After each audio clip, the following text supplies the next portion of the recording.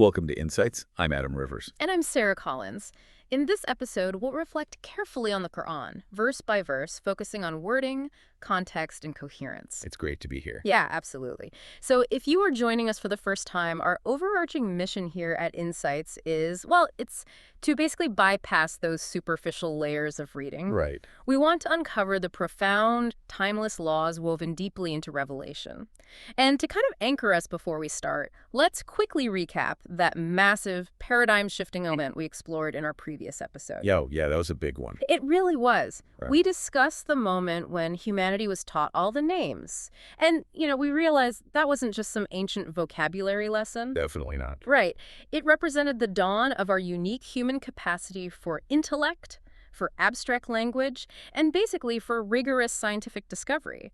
It established humanity's cognitive superiority, showing that our potential isn't boxed in by biology. It's infinitely expanded by our intellectual reach. And that pivotal realization brings us directly into the immense events we are unpacking today. It really sets the stage perfectly. So the verse we are reflecting on today is chapter 2, verse 34. Let me just read the translation so we have it fresh in our minds. Sounds good. It says, "And when we said to the angels, prostrate before Adam, so they prostrated, except for Iblis. He refused and was arrogant and became of the disbelievers." Okay, wow. There is a lot there. There really is. And to anchor our entire discussion, I want to just pose a foundational question to you. Why does this specific singular moment matter so fundamentally to the overarching story of human existence? Well, that is a staggering question. I mean, primarily because of how easily this specific moment is misunderstood. How so? Well, on the surface, if you just read it casually, it sounds like we are just being given a brief historical account of something that happened at the dawn of time. Right, like a history lesson. Exactly, like a scene from an ancient play or something. But I highly suspect, given how Revelation operates, that we are looking at something vastly more structural to our actual reality. You're entirely right. We are looking at the foundational architecture of existence. Yeah. I mean, this isn't just a historical event locked away in some distant past. It's a grand cosmic scene that establishes the very philosophy of what it means to be human. Okay, so it's a blueprint. Yes, exactly. Just look closely at the opening phrase, wide, which translates to, and when.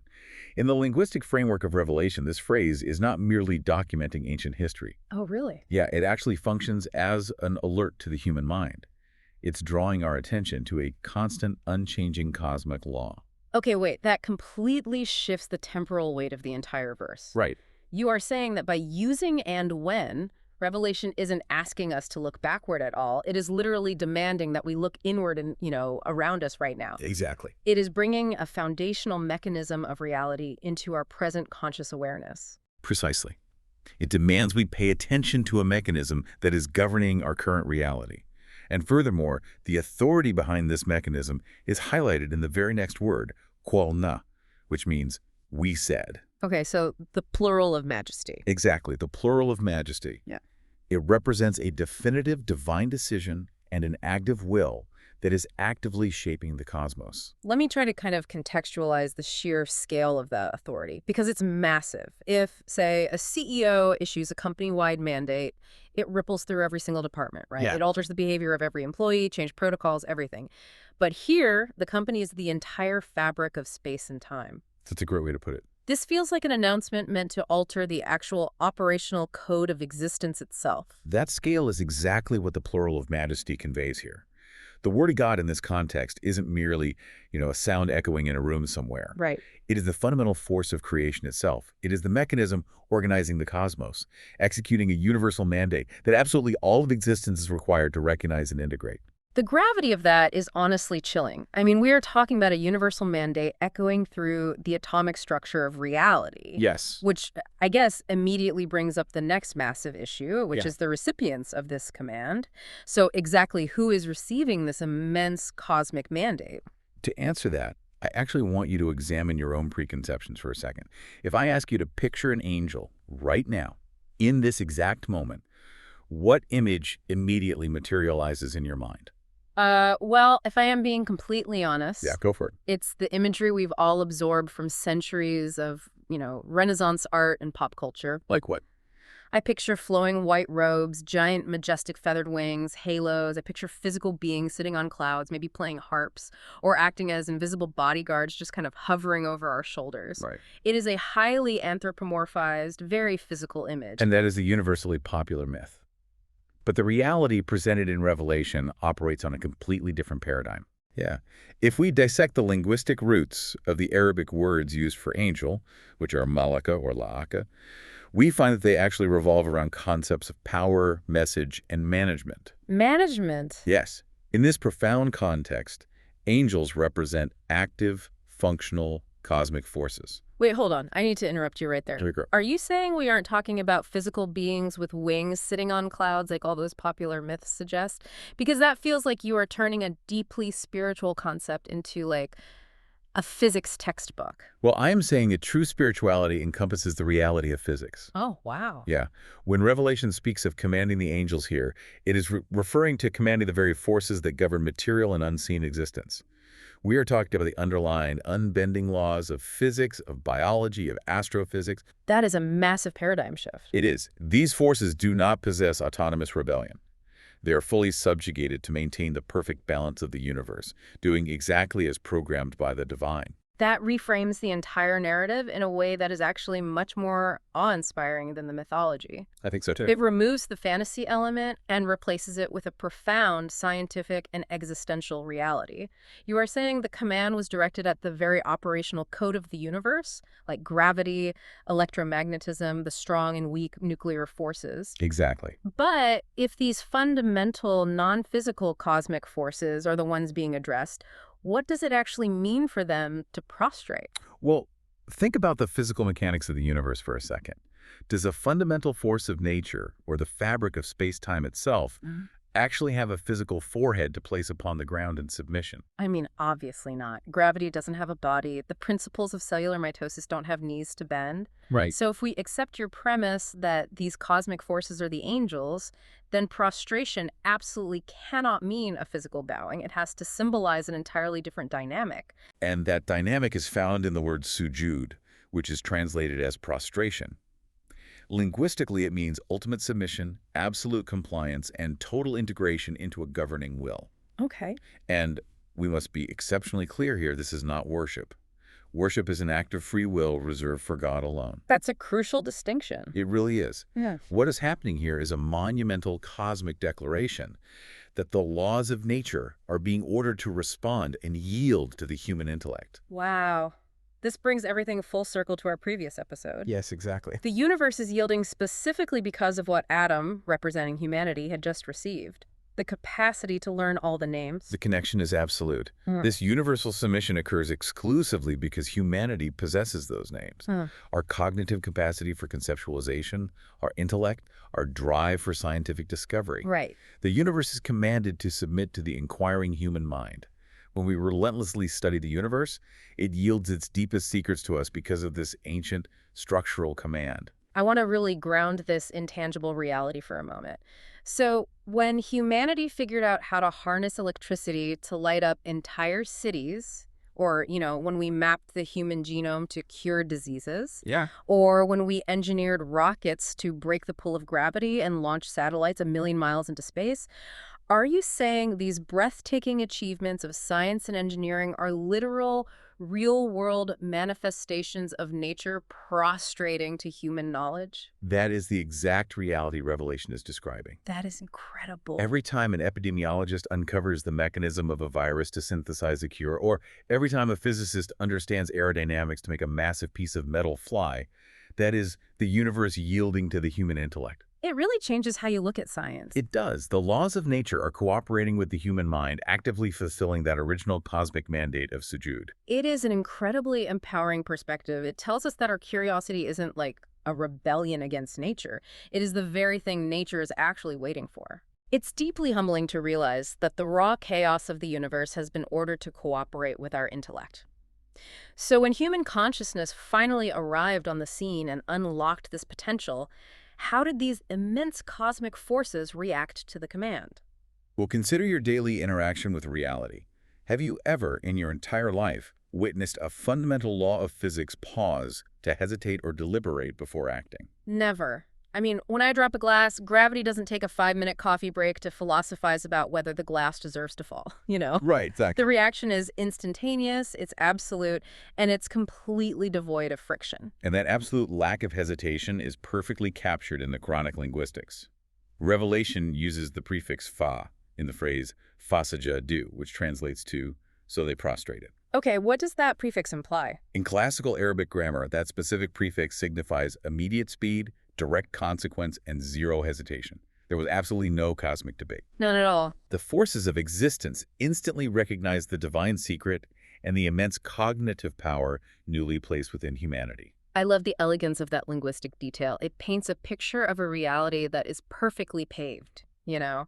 A universe that is eagerly primed to cooperate with human discovery. It really does. It's as if the fabric of existence itself is holding its breath, waiting for us to ask the right mathematical or scientific questions so it can instantly hand us the answers. The beauty of it goes even deeper, honestly. Their immediate prostration represents the ultimate cosmic triumph of intellect over prejudice. How so? Well, these forces didn't look at humanity's humble, highly volatile physical origins, our creation from the mud, the clay, and just dismiss us. They recognized the divine breath, the capacity for infinite knowledge within us, and they submitted to that higher truth without a fraction of a second of resistance. It is a flawless system of structural harmony. You have intellect rising and nature yielding in perfect synchronization. But obviously that perfect instantaneous harmony was violently shattered by one holdout. Which brings us to the anomaly in the room. Who exactly was Iblis? To understand this anomaly, we have to clear away even more cultural baggage. Was the one who refused this command actually an angel who simply went rogue? Well, that is definitely the most pervasive narrative we are fed. The concept of the fallen angel is embedded in classical literature and epic poetry and movies. Right. It is almost universally assumed that he was one of the angels who just decided to break rank. So, was he a part of that species? He was not, and the terminology of Revelation is highly precise about this. To truly understand him, we first look at the root of his name, balasa. Okay, what does that mean? This root does not imply majesty or some sort of tragic heroism. It means absolute despair, a severe terminal disconnection, and the heavy, suffocating silence that emanates from a profoundly broken spirit. Wow. And furthermore, Revelation explicitly clarifies elsewhere that Iblis was from the jinn, not an angel. Hold on, we need to pause and unpack that, because introducing the jinn changes the entire mechanical structure of the story. It really does. Who are the jinn, and why does his species matter so much in this context? The jinn are unseen, hidden creatures that exist parallel to us. But crucially, their fundamental nature includes the possession of free will. Ah. That is the critical distinction. Unlike the perfectly programmed cosmic forces, the angels, that only execute their designated functions, the jinn have the internal capacity to choose, to deliberate, and to disobey. If I can push back on the logic of the narrative here for a second, though. Go for it. If he was a completely different species, operating on a totally different internal mechanic of free will, why was the command to prostrate directed at him in the first place? I mean, why is he being graded on a test meant for the laws of physics? That's a great question. The command applied to him because he was physically and spiritually present in that highest assembly. Oh, he was actually there. Yes. He had not been born into that elevated status. He had achieved it through his own past devotion and effort. However, because his core nature retained free choice, his presence in that assembly meant he faced a test the angels could not take. Right, because they couldn't refuse even if they wanted to. Exactly. He had the ability to consciously process the command and formulate an autonomous response. That clarifies the situation immensely. He was in the room, so the jurisdiction of the command covered him, but unlike the forces of nature that immediately yielded, his internal mechanics allowed for friction. Precisely. He had the bandwidth to actually choose his reaction. So with that freedom, how exactly does Revelation describe his reaction to this command? Think about the deepest conflicts in human psychology. Have you ever found yourself in a situation where you knew with absolute crystalline certainty exactly what the right and moral thing to do was, but you just couldn't bring yourself to execute it? Oh, absolutely. I think everyone has, and it is one of the most frustrating human experiences. It really is. It's not a matter of ignorance. You know the facts, you know what justice requires, you know what is fair, but there is this stubborn, irrational wall that just goes up inside your chest, and your ego flat out refuses to let you concede. That invisible, irrational wall is exactly what Revelation deconstructs here. It utilizes three incredibly precise words to outline the complete, step-by-step psychological anatomy of rebellion, refusal, arrogance, and disbelief. Okay, let's break those down. It initiates this sequence with the word Abba, meaning he refused. We must understand that this is not an inability to act. It is a conscious, deliberate, and entirely calculated refusal stemming purely from internal will. That distinction is terrifying because it implies agency. It isn't a lack of power or a misunderstanding of the instructions. It is an active, militant choice to say no. Yes, exactly. It makes me think of the dynamics of a toxic corporate cover-up, or even a deeply polarized political argument. Someone is presented with undeniable, empirical evidence that their position is causing harm. They see the truth, but acknowledging it means losing face. Right, the ego steps in. So they dig their heels in. It's like we have this incredible inner compass, our fitra, and we actively choose to smash the glass and break the needle just so we don't have to change direction. Smashing the compass is the perfect metaphor for Abba. It is a deliberate psychological severing from the group that is operating in harmony. Iblis chose the friction of isolation over the peace of integration. Wow. He knew the source of the command was the ultimate divine reality. He had the complete physical and spiritual capability to comply, but his internal will actively manufactured a state of defiance. It is a chillingly accurate diagnosis of human stubbornness. But sheer stubbornness usually has an underlying fuel source, you know? No one just refuses the truth in a vacuum. That's true. What is the psychological engine that drives that kind of catastrophic, self-destructive refusal? Why dig your heels in when you know you are wrong? Well, to find the engine, ask yourself this. What specifically makes an individual look at a universal rule, a moral baseline, and conclude that it simply shouldn't apply to them? In my experience, it almost always stems from a deeply inflated, almost delusional sense of ego. Right. It is this highly toxic, deeply ingrained belief that you possess an inherent superiority that basically exempts you from the rules governing the lesser people around you. And that diagnosis brings us directly to the second word in the sequence, Istikbar, meaning he was arrogant. However, the exact linguistic morphology of this word in Arabic is critical to understanding the pathology. How so? The structure of the word does not imply that he actually possessed true objective greatness. The grammatical form indicates the claiming of false artificial greatness. He was aggressively demanding a status and a superiority that he did not actually own. So he is projecting a fabricated illusion of importance to justify his refusal to submit. He's basically building a mental fortress of supremacy. Exactly. But what was the foundational brick of that fortress? What was his actual stated argument for this artificial greatness? His central argument is famously recorded elsewhere in Revelation, where he justifies his rebellion by stating, "I am better than him. You created me from fire and created him from clay." Oh, wow. We really must unpack the profound danger of this statement. This is the absolute genesis, the very first recorded instance of racism, classism, and systemic prejudice. That is a massive claim. It's true, though.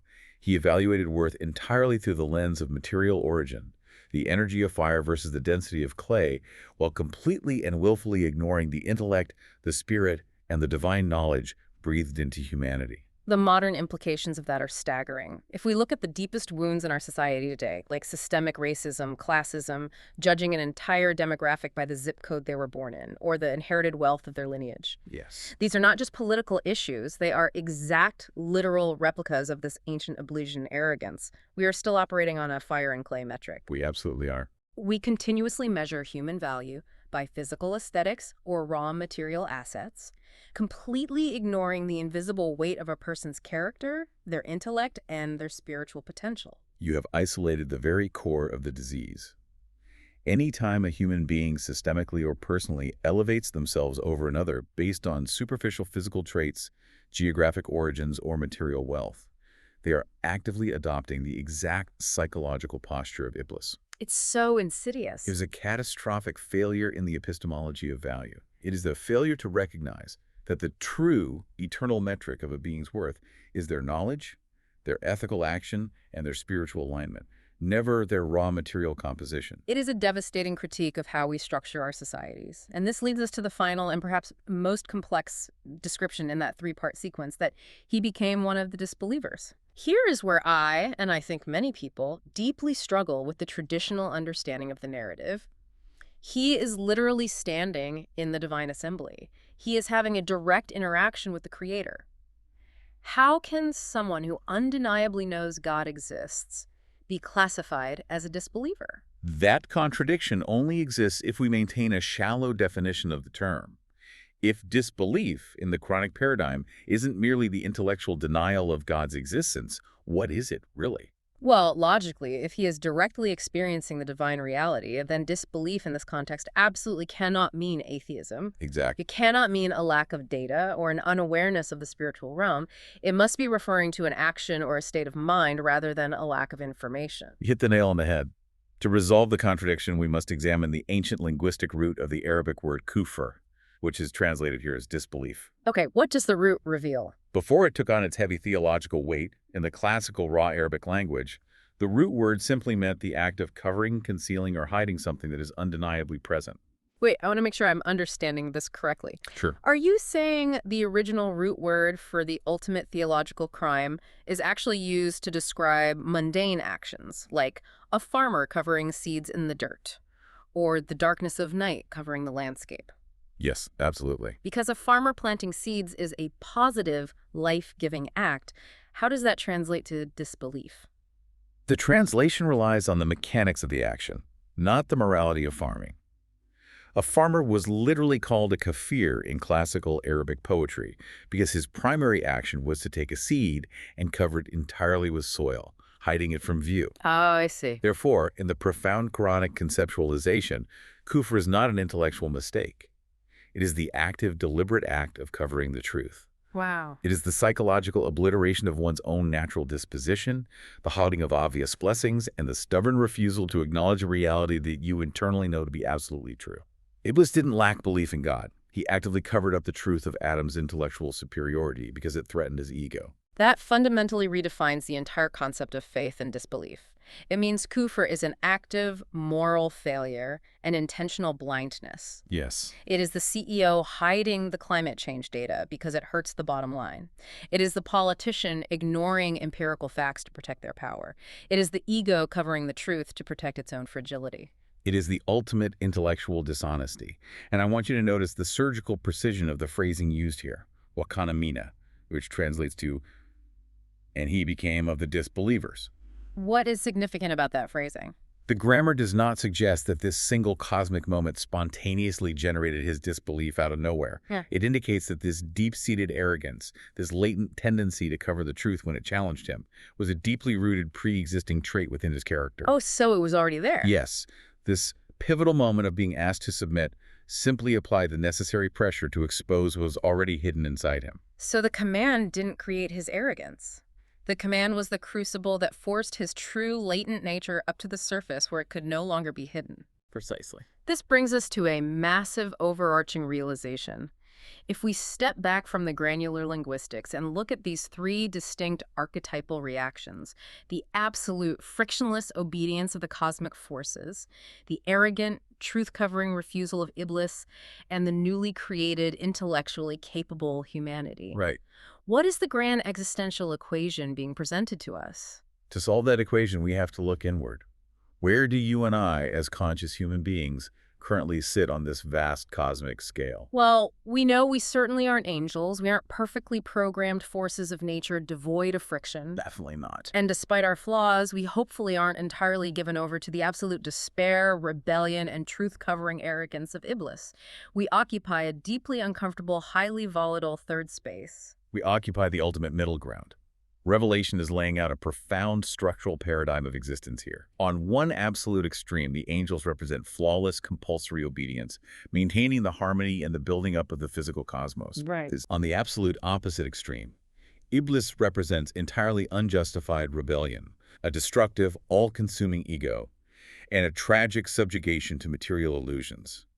And standing squarely in the middle, feeling the gravitational pull of both extremes, is Adam, representing all of humanity. And the defining feature, the core mechanic that makes our existence in that middle ground so agonizing and so beautiful, is our capacity for free choice. Yes, we stand in the center, equipped with free will and the immense universe-altering tools of intellect and knowledge. It's a huge responsibility. It is. The profound lesson embedded in this scene is that human honor is not inherent or guaranteed. It is entirely conditional. Conditional on what? It is conditional upon us actively utilizing our intellect and consciously choosing the path of truth and harmony. If we abdicate our reason, if we surrender to blind tradition, or if we are consumed by material greed and arrogance, we strip ourselves of that honor and willingly lower humanity into profound degradation. That is a staggering existential realization. It highlights the terrifying responsibility of holding that middle ground. It really does. Our intellect, our ability to learn all the names, is undeniably our greatest gift. It is our cosmic crown, but it is simultaneously our heaviest burden. It demands that we remain perpetually awake, constantly making the rigorous, difficult choices against the relentless, comfortable pull of our own egos. Beautifully said. To make this extremely practical, how do we see this specific type of Iblisian arrogance, this fire over clay mentality, playing out on a macro global level in our world right now? Look at the architecture of our modern society and ask yourself, do we honestly believe this narrative of arrogance and material supremacy is just an ancient fable locked away in the past? Not for a second. If anything, a 5-minute glance at global news proves that the baseline of human nature hasn't evolved at all. Sadly, no. The technology is scaled up, the weapons are bigger, the economies are global, but the internal psychological mechanisms of pride, refusal, and material supremacy seem entirely unchanged. They are identical. When we project these ancient concepts onto modern geopolitical reality, the parallels are undeniable. Observe how military superpowers systematically subjugate weaker nations, entirely justifying their violence through the illusion of inherent cultural or racial superiority. Right. Observe global economic systems that coldly calculate and value material profit over human life and ecological survival. That is literally practically choosing the fire of industry and wealth over the clay of human well-being and dignity. It is the exact same argument Iblis made, simply dressed up in the sophisticated language of modern geopolitical strategy or neoliberal economics. Exactly. Like, we have the superior military, we have the advanced economy, therefore we are inherently better, and therefore we possess the right to consume you. But I imagine this insidious pathology isn't just limited to secular politics or economics, right? It must heavily infect the intellectual and religious spheres as well. It absolutely does, and one could easily argue that religious and intellectual arrogance is its most dangerous mutation. Oh. Consider the mechanics of religious dogmatism or intellectual fanaticism.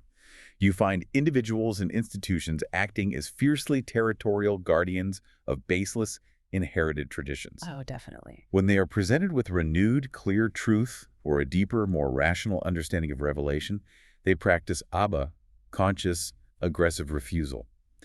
They do this because the new truth threatens their inherited social status, their monopoly on authority, or simply their psychological comfort zone.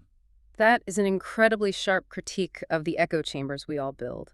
When people fiercely guard inherited myths, when they refuse to examine new empirical evidence, or when they attack anyone who questions their deeply held assumptions, they are actively participating in the modern, daily version of Kufr, covering the truth. Yes, exactly. They are choosing the fragility of their ego over the reality of the universe.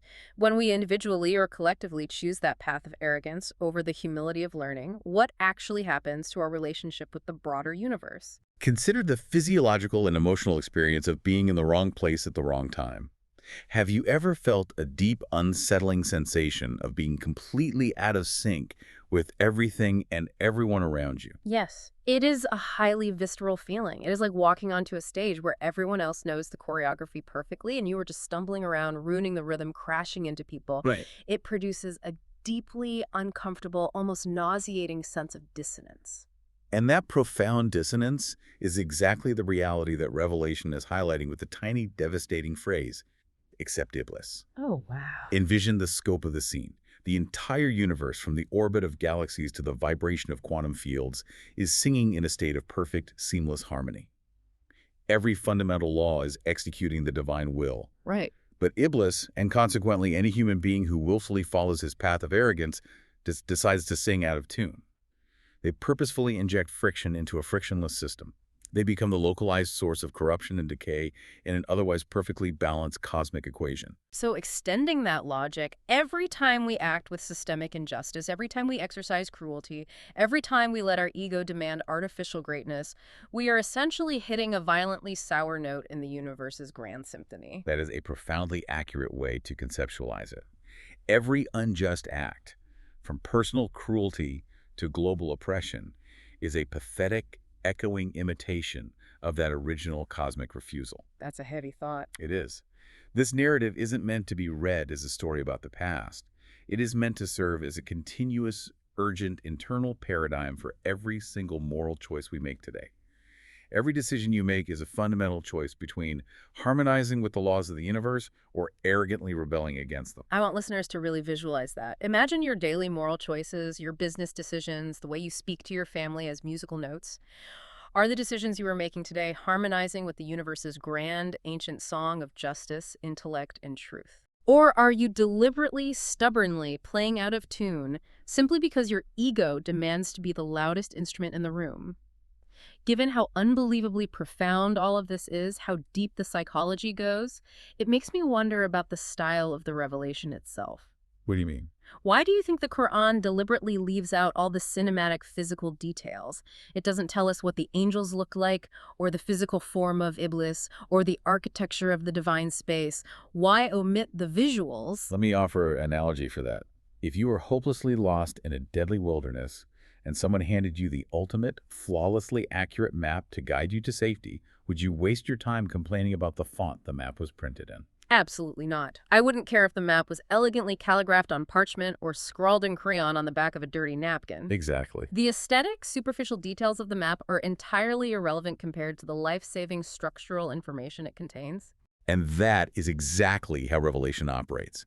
It deliberately and systematically ignores those useless superficial details.